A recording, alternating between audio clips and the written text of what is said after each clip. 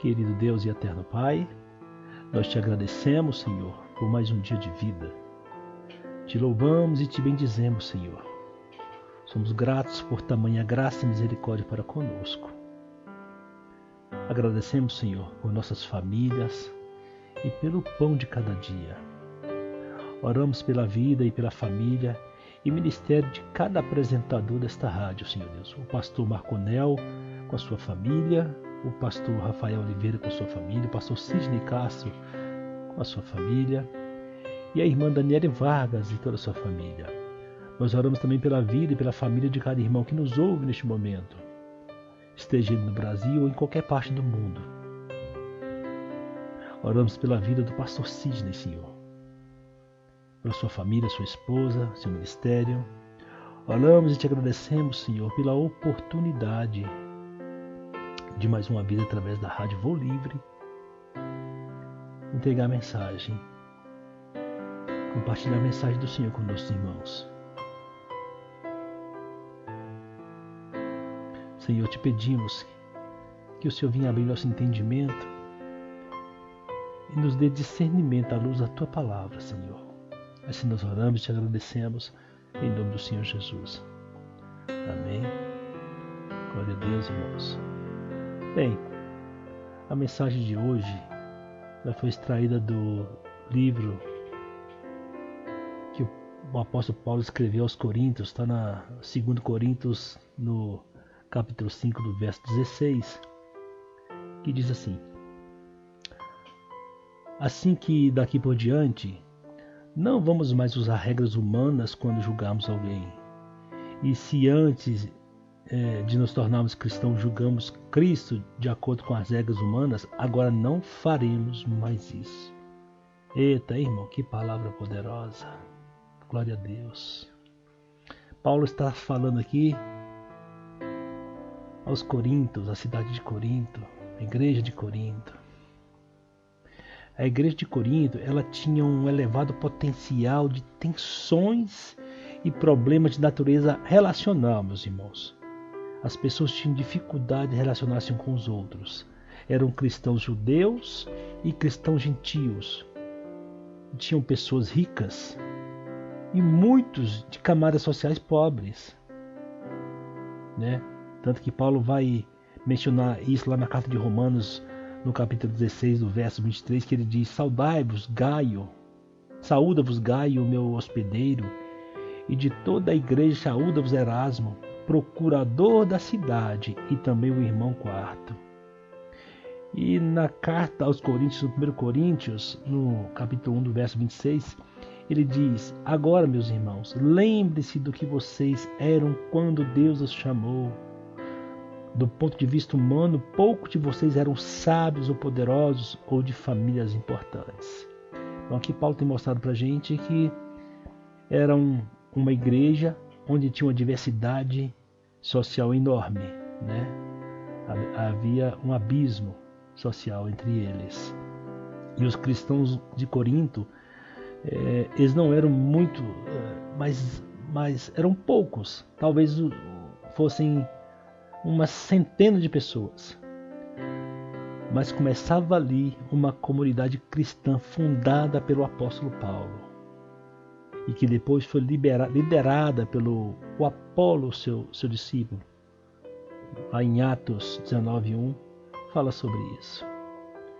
Os coríntios, meus irmãos, eram, por assim dizer, maloqueiros. Maloqueiros que vagueavam pelas ruas pedindo dinheiro, praticando pequenos furtos, pequenos delitos, e sofredores da Grécia Antiga. Mas isso ocorreu depois do cerco romano na cidade de Corinto. Isso foi em 146 a.C.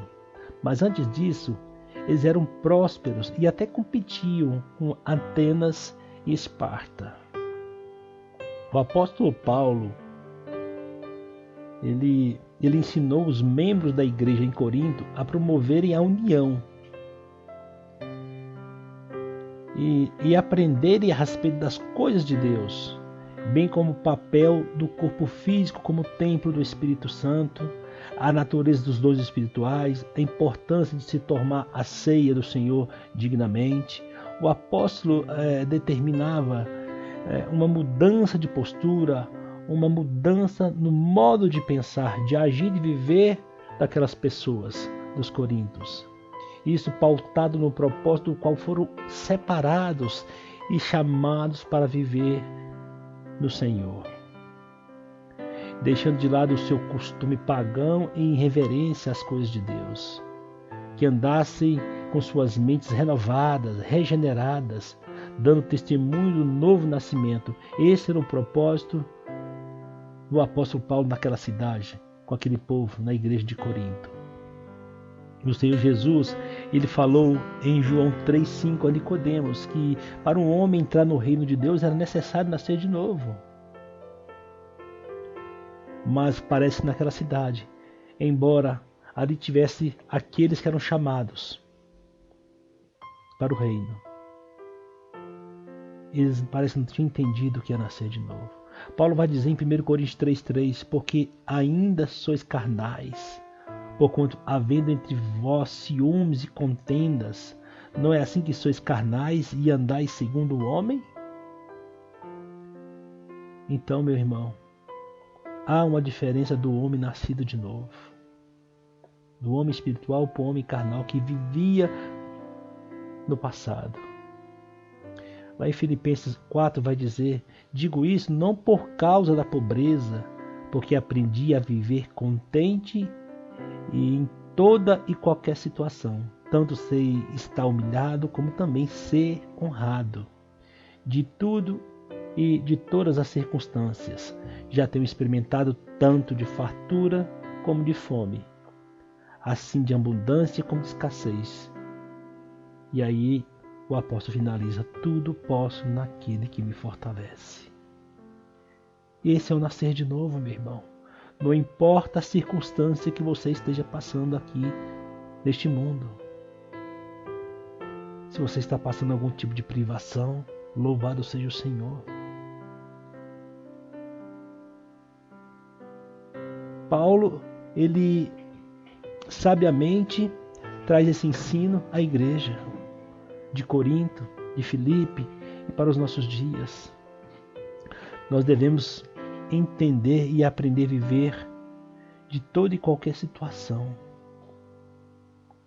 Nós cremos e sabemos que o Senhor nosso Deus, Ele tem um controle absoluto de todas as coisas. Assim como Jó declarou à sua mulher, ele disse: o bem de Deus tu aceitou com prazer e o mal não queres tu aceitar. Olha só, meu irmão. Jó aqui reconhecia que tudo provém de Deus e tudo tem um propósito na vida daqueles que são chamados e separados para o teu reino. Lá em Isaías 45:7 vai dizer: eu sou o Criador da luz e da escuridão, e mando bênçãos e maldições. Eu, o Senhor, faço tudo isso. Aleluias. Não é porque você está passando algum tipo de dificuldade, não é porque você está passando algum tipo de tristeza, que o Senhor não é contigo, meu irmão. Ele não tem um propósito na sua vida.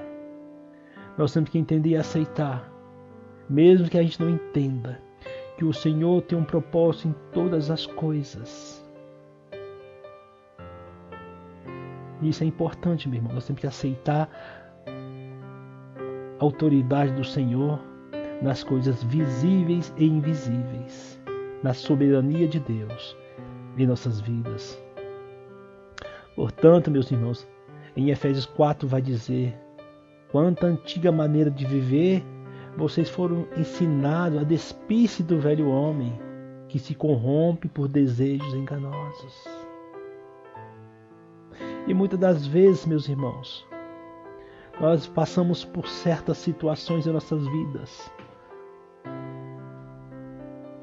porque nossos corações são enganosos. A vida daquele que é nascido de novo, daquele que é chamado pelo Senhor, não pode estar pautada nas coisas deste mundo.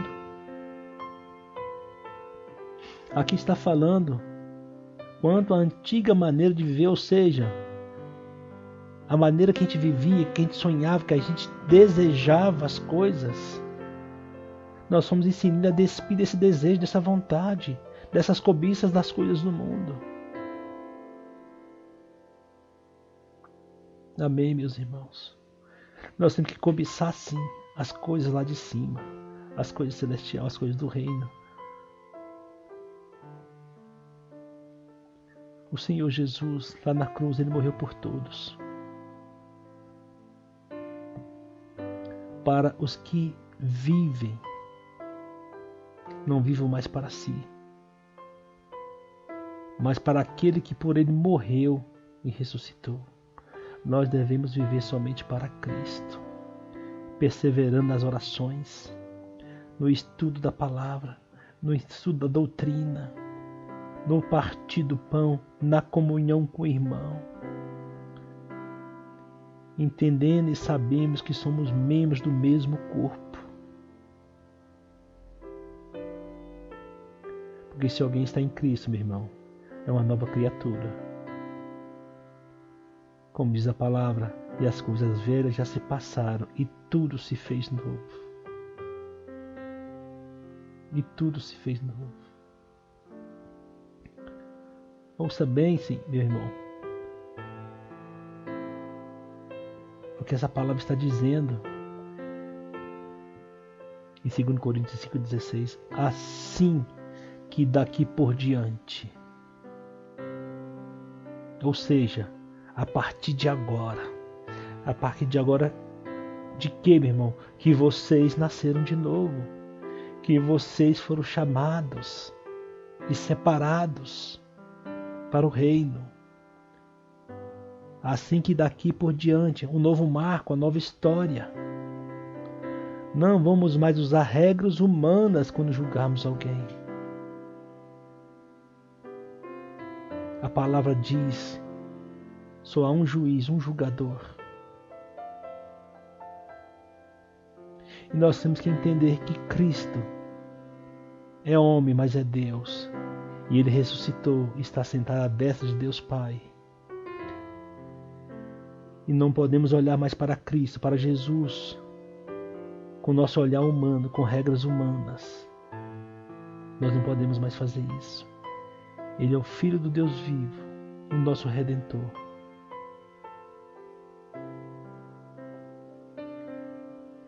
E tudo isto provém de Deus, que nos reconciliou consigo mesmo por Jesus Cristo e nos deu o ministério da reconciliação. Deus estava em Cristo reconciliando consigo o mundo, não nos trazendo, nos atribuindo os pecados, mas depois em nós a palavra de reconciliação, de amizade. De modo que nós somos embaixadores, nós somos representantes de Cristo aqui na terra. Como se de Deus por nós rogasse, pedisse.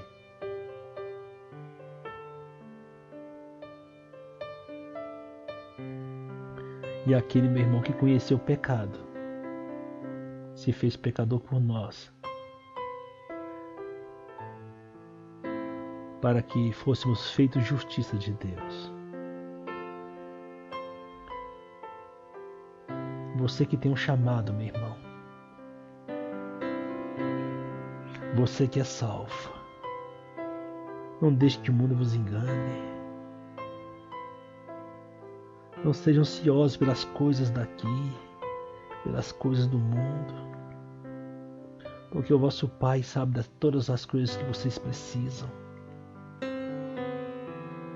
E Ele diz que Ele alimenta e cuida de um pássaro, quanto mais de nós, que fomos feitos à tua imagem, conforme a tua semelhança. Ele não enviou o Filho dele para morrer em vão. Ele nos resgatou, Ele nos chamou. E nós temos que entender, meu irmão, que nós somos adoradores. Os anjos lá no céu adoram o Senhor o tempo todo. E nós devemos adorar o Senhor em tudo que fizermos nessa vida. Se você tem algum problema com alguém da família, se reconcilie. Não por ele ou por você, mas por Cristo. Porque nós não somos merecedores de nada. Aquele que tem algo contra o seu irmão, perdoe. Senão vosso Pai Celestial também não perdoará os seus pecados. É uma condicional, meu irmão.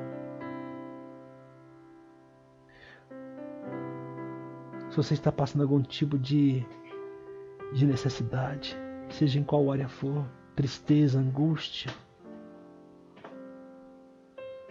creia que o Senhor tem um controle de todas as coisas e tem propósito em tudo. Amém, meus irmãos. Glória a Deus. Deus é maravilhoso. Eu vou botar um louvor e já a gente volta com a oração final. Amém, meus irmãos? Glória a Deus.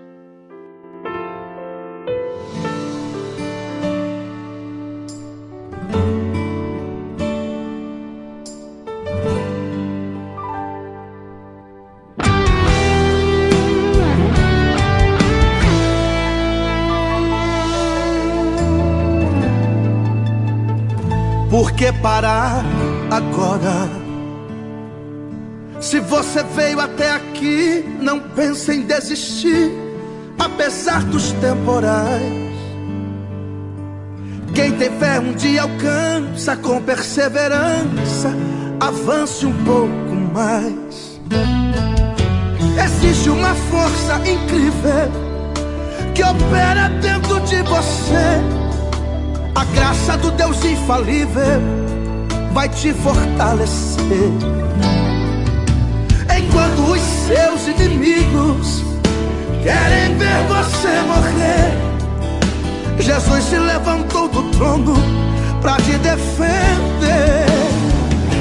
Enxugue o rosto e tenha fé, e mesmo em meio a qualquer vendaval, Deus se mantém de pé.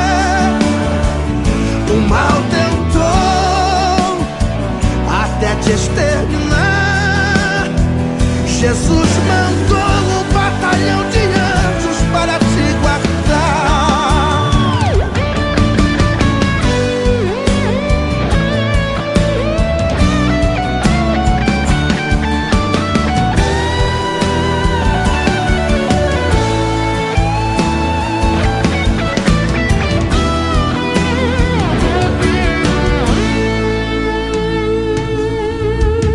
Existe uma força incrível que opera dentro de você. A graça do Deus infalível vai te fortalecer. Enquanto os seus inimigos querem ver você morrer, Jesus se levantou do trono pra te defender.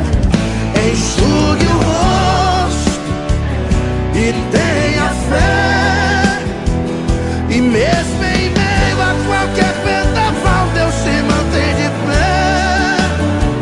O mal tentou até te exterminar. Jesus mandou um batalhão de anjos para te guardar. Enxugue o rosto e tenha fé, e mesmo em meio a qualquer vendaval, Deus se mantém de pé. O mal tentou até te exterminar. Jesus mandou um batalhão de anjos para te guardar. Para te guardar.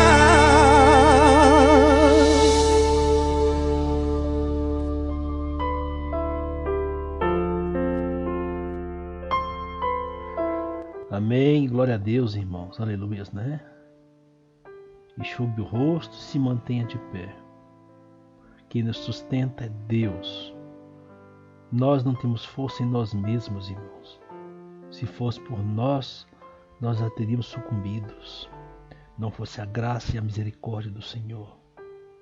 Para todo aquele que é chamado, todo aquele que é escolhido do Senhor, o Senhor não vai deixar ele ser destruído. Amém, meus irmãos? Nós temos que se manter de fé. Nós temos que manter nossa fé. Porque aquele que nos chamou é poderoso para cumprir o propósito, para cumprir a promessa que Ele nos fez. Amém? Glória a Deus. Vamos orar, vamos falar com o nosso Deus e agradecer. Eu quero orar com você, meu irmão. Senhor, nosso Deus e nosso Pai, nós te agradecemos pela oportunidade de estarmos reunidos meditando em Tua Palavra. Pedimos, Senhor, que olhe para os nossos corações. Nos dê, Senhor, a fé necessária para que estejamos alicerçados na verdade. A Tua Palavra é a verdade. Que se cumpra em nós os Teus desígnios, Senhor. Que possamos alcançar as Tuas santas promessas de libertação, arrependimento e salvação. Assim nós oramos e te agradecemos em nome do Senhor Jesus, Teu Filho amado. Amém. Glória a Deus, Senhor.